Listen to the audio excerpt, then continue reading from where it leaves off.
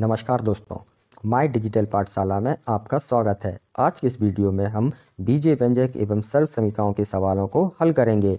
यह सवाल हमने कक्षा 8वीं के प्रश्नावली 9.5 से लिए हुए हैं। प्रश्न क्रमांक 6 लिखा हुआ था, सर्व समीकरणों के उपयोग से निम्नलिखित का मान ज्ञात कीजिए। इस प्रश्न के अंतर्गत हम इन दोनों सवालों को हल करेंगे जिन्हें आप अपनी स्क्रीन पर देख रहे हैं।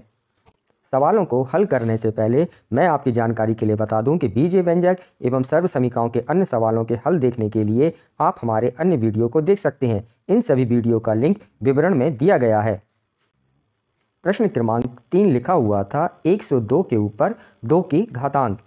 इसको हमें सर्व समीकरण की सहायता से हल करना है, इसलिए हम इस सवाल को सर्व समीकरण के जैसा ही बनाएंगे। तब हम 102 को 100 धन 2 का वर्ग लिख सकते हैं। 100 में यदि हम 2 जोड़ें तो वह 102 होते हैं और इस पूरे का हमने वर्ग लिखा है और यहाँ पे भी सवाल में वर्ग लिखा था, इसलिए इस 102 का वर्ग को इस तरह से लिखने से सवाल के मान में कोई परिवर्तन नहीं होगा। अब हम इस सवाल की तुलना इस सर्व समीकरण से करेंगे। हम इस सवाल को हल करने के लिए जिस सर्व समीकरण का उपयोग कर रहे हैं वह सर्व समीकरण है a प्लस बी का होल स्क्वायर बराबर a square plus 2ab plus B square. इस सर्व समीकरण में बराबर के लेफ्ट हैंड साइड तरफ जो यह ब्रैकेट आप देख रहे हैं, इस ब्रैकेट की तुलना हम अब इस सवाल से करेंगे। ऐसा करने से हमें a और b के मान ज्ञात हो जाएंगे। उन a b के मानों को हम बराबर के राइट हैंड साइड तरफ रख के इस सवाल को हल करेंगे। यहाँ पे सर्व समीकरण में आप देखें तो जहाँ a लिखा है उसी स्थान पर सवाल में वहाँ 100 लिखा है, तब a का मान 100 हुआ। इसी प्रकार सर्व समीकरण के जिस स्थान पर b लिखा है सवाल में उसी स्थान पर 2 लिखा है, तब b का मान 2 हुआ। अब बराबर के राइट हैंड साइड तरफ हम a और b के मानों को रखेंगे। बराबर के नीचे हमने बराबर लिखा। a का मान इस सवाल के लिए 100 रहा, तब हमने यहाँ 100 का वर्ग लिखा। यहाँ सर्व समीकरण में प्लस था तो हमने यहाँ प्लस लिखा। यहाँ पर 2 लिखा है तब हमने 2 लिखा।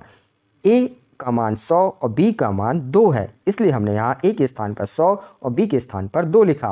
a b के बीच में यहाँ गुणा का निशान माना जाता है या a b का गुणा है, इसलिए हमने यहाँ पे गुणा का निशान लिखा।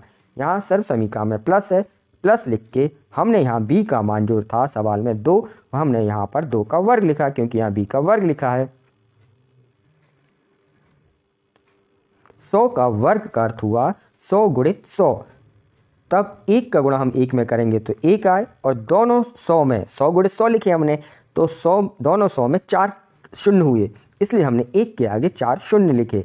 इतना आपको क्लियर हो गया होगा। इसे आप शॉर्ट ट्रिक भी कह सकते हैं। यहाँ प्लस था इसलिए हमने यहाँ प्लस लिखा। 2 का गुणा 100 में है तो ये हो गए 200। 200 का गुणा आप 2 में करोगे तो हुए 400। यहाँ प्लस है तब हमने यहाँ प्लस लिखा। 2 का वर्ग 2 दूनी 4 हुआ। अब इन तीनों संख्याओं को प्लस है, जब आप इन तीनों संख्याओं को जोड़ेंगे तब यह उत्तर इस प्रकार रहा। यह इस सवाल का उत्तर हुआ। मैंने इस सवाल के सारे स्टेप एक के बाद एक समझाने की कोशिश की है। यदि आपको कोई भी स्टेप समझ में ना आए तो उसे आप कमेंट्स बॉक्स में लिख सकते हैं, मैं उसे पुनः समझाने की कोशिश करूंगा। चौथा सवाल लिखा हुआ था 998 का वर्ग। 998 के वर्ग को हम लिख सकते हैं 1000 ऋण 2 का वर्ग। ऐसा हम इसलिए लिख रहे हैं क्योंकि सवाल में जो लिखा हुआ था वह लिखा था कि इन सवालों को आपको सर्व समीकरण की सहायता से हल करना है, इसलिए हमने इस सवाल को इस तरह से लिखा और यह सवाल हम इस सर्व समीकरण की मदद से हल करेंगे। सर्व समीकरण है a ऋण b का होल स्क्वायर बराबर a स्क्वायर ऋण 2ab प्लस b स्क्वायर। बराबर के लेफ्ट हैंड साइड तरफ जो आप यह ब्रैकेट देख रहे हैं इसकी तुलना हम अपने इस सवाल से करेंगे। तब जहाँ सर्व समीकरण में a लिखा है उसी स्थान पर सवाल में 1000 लिखा है और सर्व समीकरण में जिस स्थान पर b लिखा है उसी स्थान पर सवाल में 2 लिखा है, तब b का मान 2 हुआ। सर्व समीकरण में बराबर के राइट हैंड साइड तरफ अब हम a और b के मानों को रखेंगे। बराबर के नीचे हमने बराबर लिखा। a का मान 1000 है इसलिए हमने यहाँ 1000 का वर्ग लिखा क्योंकि यहाँ फार्मूले में लिखा था। फार्मूले में ऋण है इसलिए हमने यहाँ ऋण लिखा। यहाँ 2 है तब हमने यहाँ 2 लिखा। a का मान 1000 और b का मान 2 है तो हमने यहाँ a के स्थान पर 1000 और b के स्थान पर 2 लिखा। a b के बीच में गुणा है इसलिए हमने यहाँ गुणा लिखा। ये ए बी के बीच में कोई भी सिंबल नहीं है तो हम वहाँ गुणा का निशान ही मानते हैं। यहाँ प्लस है इसलिए हमने प्लस लिखा। बी का मान कितना है सवाल के अनुसार 2 है तो बी के स्थान पर 2 लिखा और बी का वर्ग था इसलिए हमने बी का वर्ग लिखा। अब हमें 1000 का वर्ग करना है। 1000 का वर्ग का अर्थ हुआ 1000 गुणित 1000। अब दोनों 1000 में एक एक का जो गुणा है वो करेंगे तो एक एक हम एक हुए और दोनों 1000 के शून्य हम काउंट कर लेंगे। तो यहाँ 1 2 3 ये एक इस 1000 में 3 शून्य, उसमें भी कितने होंगे 3 होंगे तो 3 और 3 कितने हो गए 6। तो यहाँ पे हमने ये 6 शून्य लिख दिए। ये ऋण है तो यहाँ पे ऋण। 2 का गुणा जब आप 2 में करोगे तो 2 दूनी 4 हुए। 4 का गुणा आप 1 में करोगे तो 4 एकम 4 और ये 3 जीरो थे तो यहाँ पे हमने 3 बार शून्य लिखे। इतना आपको क्लियर हो गया। अब यहाँ प्लस है तो हमने यहाँ प्लस लिखा। 2 का वर्ग बोल रहा है ये, 2 का वर्ग कितना हुआ 2 गुणित 2, 2 दूनी 4।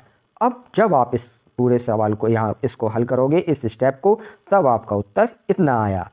यह इस सवाल का उत्तर हुआ। मैंने इस सवाल के सारे स्टेप एक के बाद एक समझाने की कोशिश की है। आशा करता हूँ आपको इस वीडियो के माध्यम से ये दोनों सवाल समझ में आ गए होंगे। यदि आपको इन सवालों को समझने में कोई कठिनाई गई हो तो उसे आप कमेंट्स बॉक्स में लिखें। मैं पुनः आपको सवाल समझाने की कोशिश करूँगा। इन सवालों को हल करने के लिए हमने जिन सर्व समीकरणों या सूत्रों का प्रयोग किया है वह सर्व समीकरण इस प्रकार रहीं जिन्हें आप अपनी स्क्रीन पर देख रहे हैं। जब आपको ये सर्व समीकरण याद रहेंगी तभी आप इन सवालों को सरलता से हल कर सकेंगे।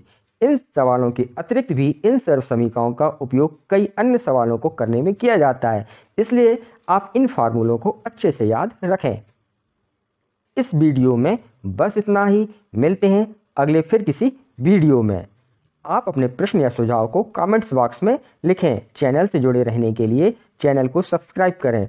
वीडियो समझ में आया हो तो इसे लाइक व शेयर करें। वीडियो देखने के लिए धन्यवाद।